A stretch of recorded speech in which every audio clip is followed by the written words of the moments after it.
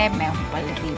आज का दिन शुरुआत जरूर कमजोर थी, लेकिन आखिरी घंटे में रिकवरी देखने को मिली, जिसकी वजह से अक्टूबर सीरीज के अंत में निफ्टी 8600 की जो साइकोलॉजिकल स्तर है उसके ऊपर बंद होने में कामयाब रहा।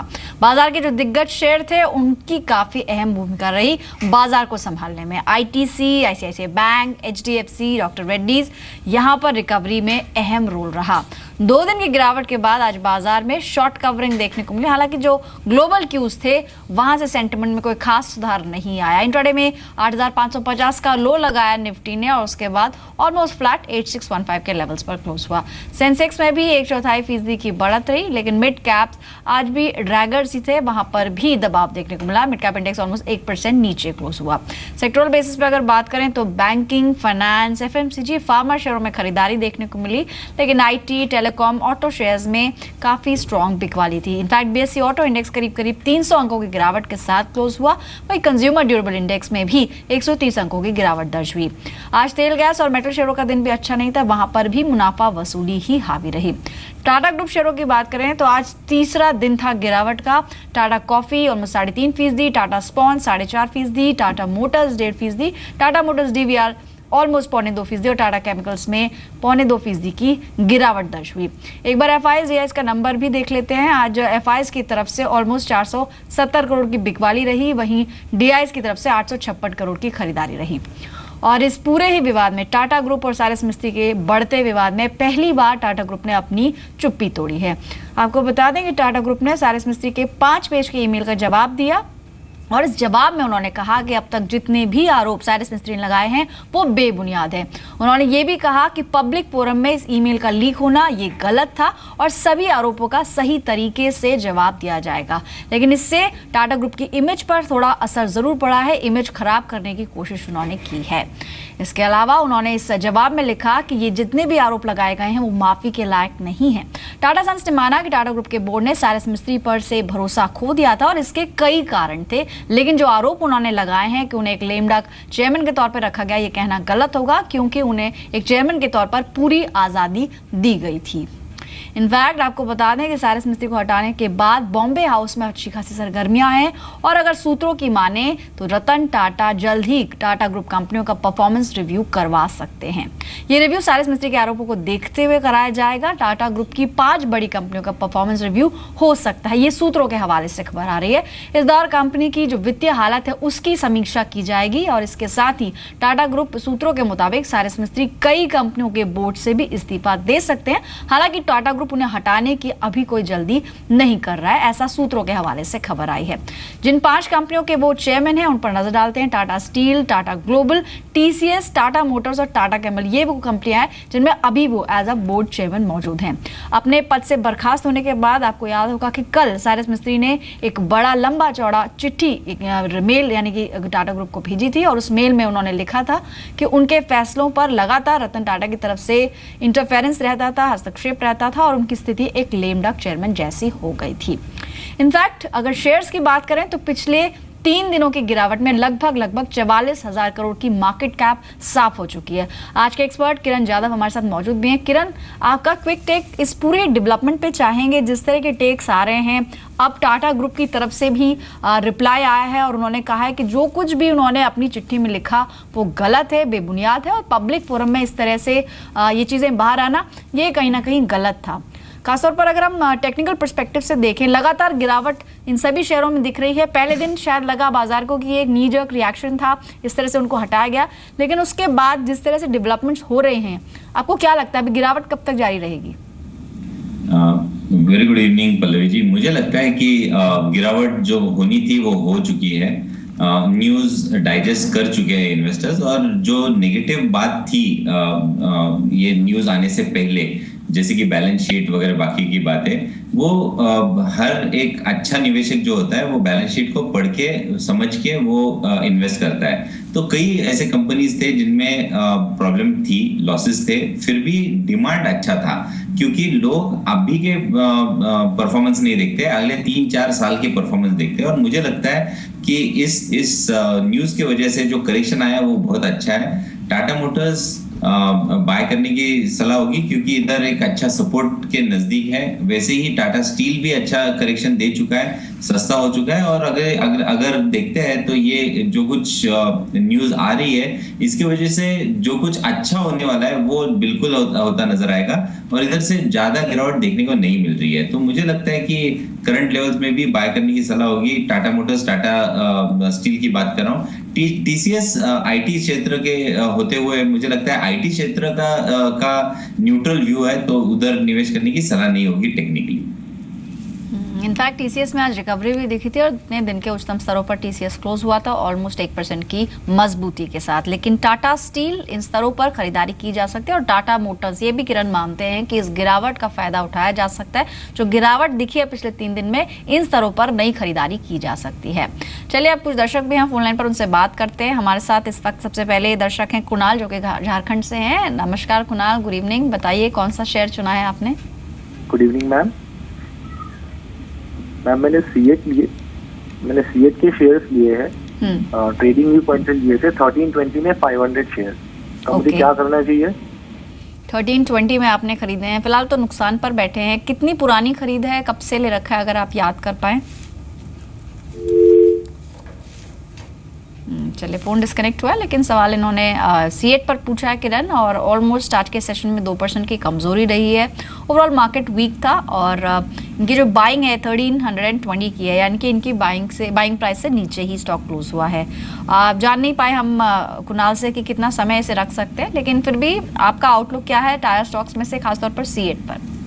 जी, मैंने जो सुना उसमें वो इंट्राडे की हैसियत से उन्होंने लिया था, पर वो भाव उनका नहीं आया, यानी उनका जो प्रॉफिट उनका चाहते थे उतना नहीं आया, इसलिए वो डिलीवरी में कन्वर्ट कर चुके हैं। ये बात गलत है। एक तो निवेशक ने ये समझना चाहिए कि अगर ट्रेडिंग के हिसाब से लिया है तो ट्रेडिंग का स्टॉप लॉस लगाना चाहिए, और अगर टारगेट आता है तो उधर से बाहर निकल जाना चाहिए। अगर निवेश के तौर पे लिया है तो निवेश के तौर से ही रखना चाहिए। अभी के लिए टेक्निकल पर्सपेक्टिव से देखा जाए तो 1150 1160 एक बहुत अच्छा इंपॉर्टेंट सपोर्ट है, जो टूटना मुझे नहीं लगता टूटेगा। इधर से एक अच्छा बाउंस बैक देखने को मिल जाना चाहिए, पर अगर 1150 टूटता है तो बहुत खराब चार्ट पैटर्न हो जाएगा और बहुत बड़ी डाउनसाइड खुलती नजर आएगी। हमने ये स्टॉक का रैली करीबन 850 से 1400 का एक डेढ़ महीने में ही रैली देखी है, तो बहुत वर्टिकल रैली है, तो वर्टिकल फॉल भी आ सकता है। पर 1150 अगर होल्ड करता है तो एक बाउंस बैक में 1300 1320 तक ये स्टॉक जा सकता है, जहां पे ये निवेशक बाहर निकल जा सकता है। अगले दर्शक है अमिता हमारे साथ मुंबई से। नमस्कार अमिता जी, पूछिए क्या सवाल है आपका? जी नमस्ते। एक्चुअली मैंने भी इन्वेस्ट किया था आइनॉक्स विंड शेयर पे। I have got almost 20 shares at 311 price. अभी काफी दिनों से वो थोड़ा लॉस पे चल रहा है, तो मैं जानना चाहती थी कि मुझे इसमें कंटिन्यू करना चाहिए या फिर जो अवेलेबल प्राइस होगा उसमें मुझे उससे एग्जिट करना चाहिए। ओके, कितने टाइम से होल्ड कर रहे हैं अमिता आप इस स्टॉक को? मोर देन अभी शायद 7-8 मंथ से। ओके, तो आप 6 मंथ्स और दे सकती हैं या फिर निकलने की कोई जल्दी है आपको? नहीं, ऐसा कुछ नहीं है, 6 मंथ तक दे सकती हूँ। ऑलराइट, ठीक है। इनफैक्ट स्टॉक का चार्ट किरण हम देख रहे हैं काफ़ी वीक लग रहा है, क्योंकि ऑलमोस्ट 400 के हाई से ये 200 पर पहुंच चुका है, यानी ऑलमोस्ट हाफ हो चुका है, और लगातार इसमें गिरावट है पिछले 1 साल का चार्ट अगर हम देख रहे हैं। जिन स्तरों पर इन्होंने लिया है, अनफॉर्चुनेटली ऊपरी स्तरों पर इनकी खरीद है, 311 की इनकी खरीद है, और ऑलमोस्ट 100 रुपये नीचे आ चुका है। ये क्या करना चाहिए? अब इन्हें किसी भी रैली का इंतजार करें या फिर आप सजेस्ट करेंगे इमीडिएटली निकलने का?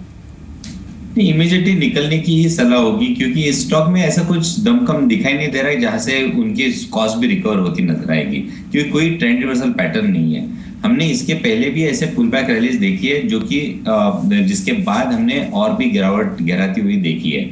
तो मुझे लगता है कि और इधर से गिरावट होने की संभावना ज्यादा है, ना कि इधर से ऊपर जाने की संभावना है। तो रिस्क टू रिवॉर्ड्स प्रोफाइल देखते हुए मैं इमीडिएटली बाहर निकलने की सलाह दूंगा, क्योंकि इधर से कोई अच्छा मूव हम देख नहीं रहे हैं। हर रैली पे इस स्टॉक में बहुत सारे इन्वेस्टर्स लॉक हो चुके हैं, तो जिनका ब्रेक इवन पॉइंट आता है उधर से आपको सप्लाई देखने को मिलेगी। तो ऐसे स्टॉक्स में रहना नहीं चाहिए, ट्रेंड इज योर फ्रेंड देख के मान के चलना चाहिए। Right, exactly, trend is trend, इस बात को आप जरूर ध्यान में रखें। अगले दर्शक हैं साहिल, दिल्ली से हैं इस वक्त फोन लाइन पर। साहिल, गुड इवनिंग, बताइए क्या सवाल है आपका। हेलो मैम, मेरे पास जीएम ब्रेवरीज 100 है स्टॉक, Okay. 640 के रेट पे। ठीक है, कितना टाइम दे सकते हैं स्टॉक को? मैम इसको 1 से 2 महीने का टाइम। ठीक है, 1 से 2 महीने का समय देख सकते हैं। आज का सेशन में गिरावट है क्योंकि ओवरऑल लार्ज मार्केट में ब्रेथ थोड़ी नेगेटिव ही थी। हालांकि अंतिम 1 घंटे में, यानी जो लास्ट आवर है ट्रेडिंग का, उसमें ज़रूर एक रिकवरी देखने को मिली है, लेकिन फिर भी कमज़ोर मार्केट थी, इसलिए यहाँ पर भी गिरावट रही है। चार्ट किरण हम देख रहे हैं, क्या सलाह रहेगी आपकी? इनकी बाइंग इन्होंने बताया 640 के लेवल्स पर है और इसने अपना हाई लगाया था जनवरी में, दैट वाज अराउंड 928, यानी कि 900 के लेवल से काफ़ी नीचे आया है 425 तक, लेकिन वहाँ से एक रिकवरी दिखी स्टॉक में और फिलहाल 542 के लेवल्स पर आज क्लोज हुआ है। क्या सलाह रहेगी? इन्होंने बताया 1 से 2 महीने और रुक सकते हैं इसमें। स्टॉप लॉस अगर कहीं लगाना है तो कहाँ पर लगाना चाहिए? मेरी इस इन्वेस्टर को सलाह होगी कि 1 से 2 महीने नहीं, 1 से 2 साल का नजरिया रखना चाहिए। बहुत अच्छा चार्ट पैटर्न है। हमने एक बहुत वर्टिकल रैली देखी थी 2015 साल में, जो जहाँ पे 100 रुपए से लेके करीबन 900 रुपए की रैली आई थी। इतने बड़ी रैली के बाद थोड़ा सा टाइम करेक्शन होना चाहिए, वही हो रहा है। और ये टाइम करेक्शन के बाद वापस एक बार एक बहुत बड़ी रैली आएगी जो कि 900 के ऊपर जाने की संभावना बहुत ज्यादा है। इधर से ज्यादा गिरावट दिखाई नहीं देती। चार्ट पैटर्न अच्छा है तो मुझे लगता है कि बिल्कुल होल्ड कीजिए ना, करना चाहिए। और 700 के ऊपर और भी ऐड करने की सलाह होगी। महंगे में ऐड करना है, सस्ते में ऐड नहीं करना है। चलिए, तो थोड़ी बहुत जो गिरावट दिख रही है आपको, उससे घबराएं नहीं। 900 से ऊपर तक के लेवल जिसमें देखने को मिल सकते हैं, फिलहाल स्टॉक में बने रहने की सलाह है। अगले दर्शक हैं विवस डिंडा, जो कि हावड़ा से हैं हमारे साथ। नमस्कार विवास जी, पूछिए क्या सवाल है आपका। गुड इवनिंग सर, अपना सवाल पूछे। हाँ देखिए, मैंने टाटा एलेक्स से लिया था। ओके। 1500 के भाव से। 1500। ओके। तो मेरा नजरिया 3 साल का है, मैं क्या करूं? टाटा समूह से लेकर जो खबरें आ रही हैं, कुछ उसको ट्रैक कर रहे हैं आप? हाँ, लेकिन तो ये टाटा एलेक्स ही और टीसीएस में तो कोई प्रभाव नहीं है इसका। मैं आई थिंक, चलिए एक्सपर्ट से ही जान लेते हैं वो क्या मानते हैं। Mid cap IT company Tata Elxsi software segment की ही कंपनी है। क्योंकि लगातार टाटा समूह की कंपनियों में गिरावट है, यहाँ भी आज 2.5% की गिरावट देखने को मिली है। इनकी जो बाइंग है वो इन्होंने बताया कि 1550 की है, यानी कि ऊपरी स्तरों पर खरीदा हुआ है। और स्टॉक क्योंकि न्यूज़ फ्लो भी ऐसा है कि गिरावट होना एक लाजमी है, ऑब्वियस सी बात है। और इनफैक्ट आज ही से अपना 52 वीक लो टच किया है 1224 का। फंडामेंटली तो हम जान रहे हैं कि अभी कई कॉर्पोरेट इश्यूज हैं जो कि सॉल्व होने बाकी हैं। सेबी की तरफ से भी कुछ इंडिकेशन आ रहा है कि कॉर्पोरेट गवर्नेंस को लेकर अगर कुछ ब्रीच हुआ है तो उसके अंदर वो डेफिनेटली मैटर में देखेंगे। लेकिन साथ ही जो ये पूरा ही मसला है, ये धीरे धीरे आगे डेवलप हो रहा है। ऐसे में जो ऑलरेडी निवेशित हैं किरण, उनके लिए क्या सलाह है? टाटा एलेक्सी पर आप क्या सलाह देंगे? इनकी खरीद काफ़ी ऊपर की है। अगर हम आईटी इंडेक्स देखते हैं तो अभी करीबन 10,000 के थोड़ा सा ऊपर ट्रेड कर रहा है। इसका जो टेक्निकल टारगेट आता है वो करीबन 9,000 के करीब आता है, यानी 1,000 पॉइंट और आईटी इंडेक्स करेक्ट होना है। तो मुझे नहीं लगता कि कोई आईटी स्टॉक किसी के भी पास होना चाहिए गिवन द करंट कंडीशंस। और अगर टाटा एलेक्सी की बात स्पेसिफिक करें तो मुझे ये स्टॉक तो वीक ही दिखाई दे रहा है। मुझे लगता है कि ये स्टॉक करीबन 1000 के लेवल्स के करीब आता नजर आएगा। 1250 के करीब ट्रेड कर रहा है, तो मुझे लगता है इधर से और 250 पॉइंट की गिरावट है। तो इधर बाहर निकलिए, वापस एक बार नीचे जब आएगा कंसोलिडेट करेगा तब बाय कर सकते हैं, या फिर ट्रेंड रिवर्सल प्राइस पैटर्न का वेट करें, उसके बाद ही ऐसे स्टॉक्स में निवेश करें। ऑलराइट, चलिए अगले दर्शक हैं फोन लाइन पर रमेश, जमशेदपुर से जुड़े हैं। रमेश जी नमस्कार, पूछिए क्या सवाल है? नमस्कार madam, good evening. Good evening sir, बताएं कौन सा स्टॉक लिया हुआ है आपने? मेरे पास एल&टी फाइनेंस का 3000 शेयर है, अभी 3-4 दिन पहले ही लिया हूँ 270 में। ठीक है, तो उसमें मैं क्या करूँ, कितना आगे ऊपर जा सकते, मैं होल्ड करके रखूँ या बेच के निकल जाऊँ? अगर आप ये क्लियर कर दें कि कितने दिन या कितने हफ्ते या कितने महीने आप इसे रख सकते हैं तो शायद एक्सपर्ट बेहतर बता पाए। 2 साल 3 साल 5 साल भी रख सकता हूँ अगर यानी मुझे long अच्छा term- रिटर्न जी, मिले। long हाँ, term जैसे में बजाज भी। फाइनेंस वगैरह शेयर जैसे चल रही है और तो इसमें भी अगर कुछ रिटर्न मिले ठीक तो मैं है। रख सकता हूँ 5 साल भी। ऑलराइट, ठीक है। इनकी बाइंग क्योंकि रीसेंट बाइंग है 102 के लेवल्स की है अप्रॉक्सीमेट, और आज की क्लोजिंग 105 के आसपास हुई है। फाइनेंस क्षेत्र से जुड़ी कंपनियों में अच्छा रुझान दिखा है आज, और इसलिए जानना भी चाह रहे हैं कि इसमें कितना समय इन्हें देना चाहिए, और 3 साल 5 साल इन्होंने बताया लॉन्ग टर्म के निवेशक इसमें इतना समय दे सकते हैं। साथ ही बजाज फाइनेंस जैसी कुछ कंपनियां कितनी ल्यूक्रेटिव लग रही हैं इन स्तरों पर, जो रिस्क रिवॉर्ड रेशियो है वो कैसा है? किरण, क्या सलाह रहेगी आपकी?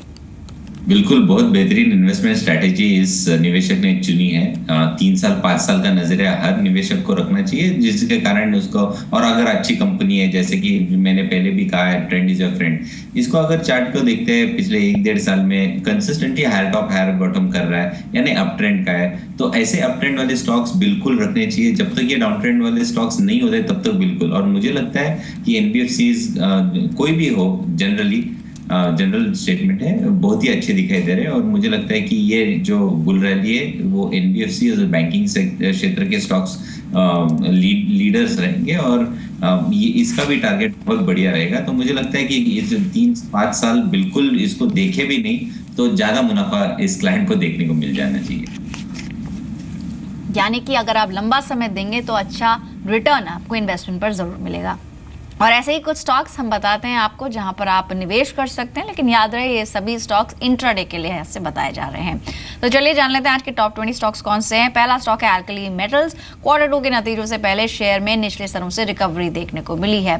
जो नंबर्स हैं उसमें मजबूती का ही अनुमान लगाया जा रहा है, नंबर्स पर तो नजर रखेंगे ही। साथ ही इंट्राडे में आप इसमें खरीद कर सकते हैं, यानी बाय कॉल है। 95 के टारगेट्स के लिए 86 का एक स्टॉप लॉस आपको मेंटेन करना है।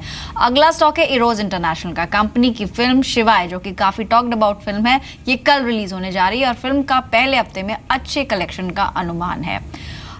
इसमें आप खरीदारी कर सकते हैं। 205 के टारगेट्स के लिए 192 का एक स्टॉप लॉस आपको मेंटेन करना होगा। अदानी पावर हमारा अगला स्टॉक है। लगभग 84 लाख के 8 बड़े सौदे ब्लॉक डील्स इसमें हुई और जिसके चलते शेयर में आज तेजी भी दिखी, यानी गिरते बाजार में भी स्टॉक 3% ऊपर क्लोज हुआ। 28 रुपीज के टारगेट के लिए खरीदारी करें। 26.3 का एक स्टॉप लॉस आप इस सौदे में मेंटेन कर सकते हैं। ILFL होल्डिंग अगला स्टॉक है जहां पर नजर बना के चलें। ब्रोकरेज शेयरों में लगातार तेजी देखने को मिल रही है और कल भी इसमें अच्छी तेजी थी। ये एक तेजी आगे भी कैरी फॉरवर्ड हो सकती है। तो फ्राइडे के सेशन के लिए 325 के टारगेट्स हैं। 303 का एक स्टॉप लॉस आपको मेंटेन करना है। जुबिलेंट लाइफ अगला स्टॉक होगा। Q2 में मुनाफा 126 करोड़ से बढ़कर 145 करोड़ रुपए रहा है। वहीं आय में हल्का डिप जरूर देखने को मिला है। खरीदारी करके चलें, अच्छा स्टॉक हो सकता है इंटरडे के लिहाज से। 680 के टारगेट्स कल टेस्ट हो सकते हैं। 635 का एक स्टॉप लॉस आपको मेंटेन करना है। PVR एक और स्टॉक है। इनफैक्ट मल्टीप्लेक्सेस में अच्छा रुझान आ सकता है। रीजन बिंग की 2 बड़ी फिल्में कल रिलीज होने जा रही हैं, शिवाय और ए दिल है मुश्किल। कंपनी के वीकेंड कलेक्शन में तेजी आने का अनुमान है, क्योंकि दोनों ही फिल्में काफ़ी ज़्यादा एक कंट्रोवर्सी के कारण और एक साथ ही उसमें जो स्टार कास्ट है उसको लेकर काफ़ी चर्चा में है। कल के सेशन में आप खरीदारी करें। 1260 के टारगेट्स के लिए 1200 का एक छोटा स्टॉप लॉस आप मेंटेन कर सकते हैं। SJVN अगला स्टॉक होगा जहां पर आज वॉल्यूम के साथ खरीदारी देखने को मिली है, यानी गिरते बाजार में भी ये उन स्टॉक्स में था जहां पर अच्छी तेजी दिखी है। 35.5 के टारगेट्स के लिए खरीदारी करें। 34 का एक छोटा स्टॉप लॉस आप मेंटेन कर सकते हैं। 33 रुपीज का स्टॉप लॉस आप इस स्टॉक में मेंटेन कर सकते हैं। अगला स्टॉक होगा Indian metals ferro alloys. Weekly charts monthly charts पर स्ट्रॉन्ग लग रहा है और अक्टूबर में जोरदार ट्रेडिंग वॉल्यूम्स इसमें देखने को मिले। आज के सेशन में भी ऑलमोस्ट 5% के गेंस के साथ स्टॉक क्लोज हुआ है। कल के लिए 406 के टारगेट्स हैं। 394 का स्टॉप लॉस आपको मेंटेन करना है। अरविंद हमारा अगला स्टॉक होगा। अक्टूबर एक्सपायरी में सबसे ज्यादा चढ़ने वाला शेयर रहा। शेयर में आगे भी तेजी जारी रहने का ही अनुमान है। यहाँ पर खरीदारी करने की सलाह है। टारगेट्स हैं 435 विद स्टॉप लॉस ऑफ 410। 10वां स्टॉक है बजाज ऑटो। ये एक सेल कॉल है। यहाँ पर Q2 के नतीजों से पहले शेयर में बिकवाली देखने को मिल रही है। आज भी 0.25% की कमजोरी के साथ स्टॉक क्लोज हुआ है। वॉल्यूम्स में 2% गिरावट का अनुमान बताया जा रहा है। 2700 के टारगेट्स के लिए आप इसमें खरीदारी करें। 2785 का एक स्टॉप लॉस आपको मेंटेन करना है। किरण, ये जो 10 स्टॉक्स अब तक हमने बताए, इनमें से कोई स्टॉक जो आपको अच्छा लगता हो या आपका कोई आउटलुक इन पर? 4 स्टॉक्स होंगे आपने जो लिस्ट बताई उसमें से। अदानी पावर एक अच्छा दिखाई दे रहा है, जहां पे एक अच्छी मूव हमने निचले स्तर से देखी है। ओपन इंटरेस्ट एडिशंस भी बहुत अच्छे दिखाई दे, डेरिवेटिव लिस्ट में ये आते हैं, इसलिए ये स्टॉक अच्छा दिखाई दे रहा है। इधर से करीबन 3-4% के मूव्स आपको कल तक देखने को मिल जाने चाहिए। इंडिया इन्फ्लाइन में भी अच्छा चार्ट पैटर्न है, इधर से भी एक अच्छी रुझान देखनी चाहिए। पीवीआर आपने 1260 का टारगेट दिया, मेरा मानना है और हमारा डिस्क्लोजर के तौर पे हमने ये स्टॉक रेकमेंड भी किया है पहले, और इसका टारगेट बहुत बड़ा है, तो अभी बेचने की सलाह नहीं होगी। बिल्कुल इंट्राडे के तौर पे ले सकते हो, पर डिलीवरी के हिसाब से बिल्कुल लेना चाहिए। और अरविंद में भी एक बहुत अच्छा ओपन इंटरेस्ट एडिशन देखने को मिल रहा है और एक नया हाई छुआ है, तो मुझे लगता है ये चार्ट पैटर्न बहुत अच्छे है, तो इसमें भी एक इन्वेस्टमेंट की सलाह।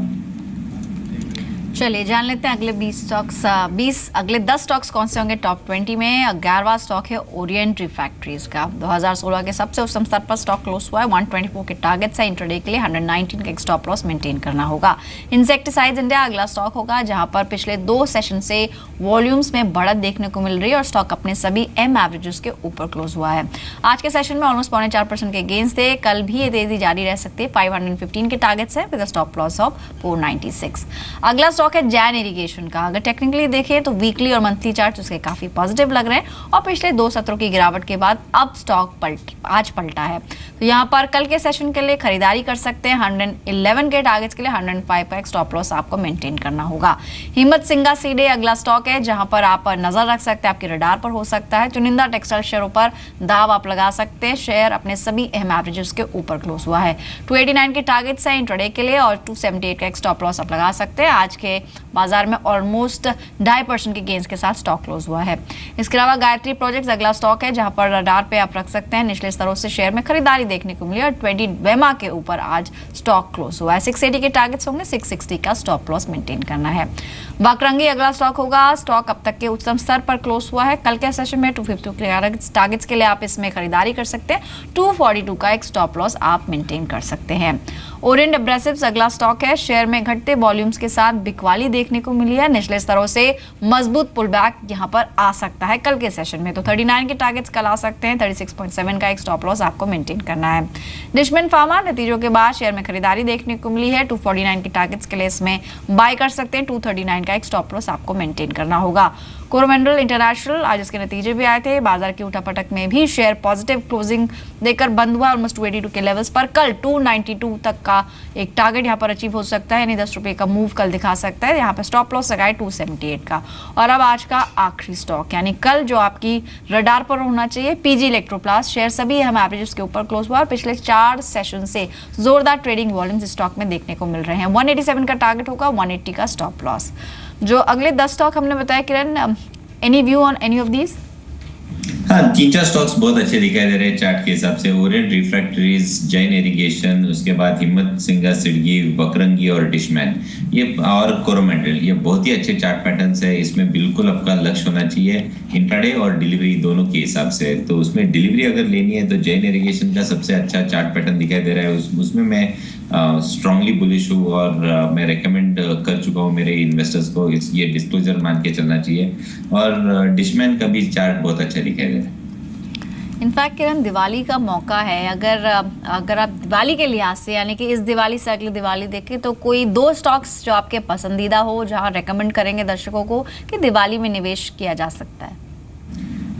2 स्टॉक्स पहला तो मेरा मानना है कि एक ऐसा काउंटर है जहाँ पे एक आपको बहुत अच्छी मूव देखने को मिलेगी। नीलकमल एक स्टॉक होगा जहाँ पे एक आपको अच्छी मूव देखने को मिल जानी चाहिए। मुझे लगता है कि करंट लेवल से एक बहुत बड़ी मूव आपको देखने को मिलेगी। दूसरा होगा सिम्फनी में भी आपको एक बहुत बड़ी मूव आने की संभावना बनती है। चार्ट पैटर्न बहुत अच्छे है, हालांकि आज थोड़ा सा नीचे आता नजर आया है। अब शॉप्टिफाई तीसरा स्टॉक होगा जहां पे आपकी नजर होनी चाहिए। मुझे लगता है कि इधर से एक मल्टी बैगर स्टॉक करके आपको देखने का नजरिया होना चाहिए। अगले 1 साल का 1.5 साल पर रुकना चाहिए। इसमें बिल्कुल अभी करीबन 26-27 लेवल्स पे ट्रेड कर रहा है। आपको 80-90 के टारगेट से 1-1.5 साल में देखने को जाने चाहिए। तो एक रिटर्न ऑन इन्वेस्टमेंट बहुत अच्छा दिखाई देगा इस स्टॉक में। तो 2 स्टॉक्स अब तक बताए किरण ने, शॉप्टिफाई और नीलकमल, जहां पर दिवाली के मौके पर निवेश किया जा सकता है। चलिए फिलहाल इतने ही स्टॉक्स आज शामिल करेंगे, चर्चा को यहीं रोकते हैं। किरण, आपका बहुत बहुत शुक्रिया कीमती समय देने के लिए। कोई डिस्क्लोजर्स जाते जाते? हाँ, मैंने बहुत सारे स्टॉक्स डिस्कस किए आज, और जो डिस्क्लोजर की बात आई थी तो मैंने पहले ही बताया था कि जो डिस्क्लोजर है पर ये मानकर चलना चाहिए कि मैंने जो स्टॉक्स डिस्कस किए वो हमारे वो ही व्यू हमारे क्लाइंट्स को भी दिया होगा।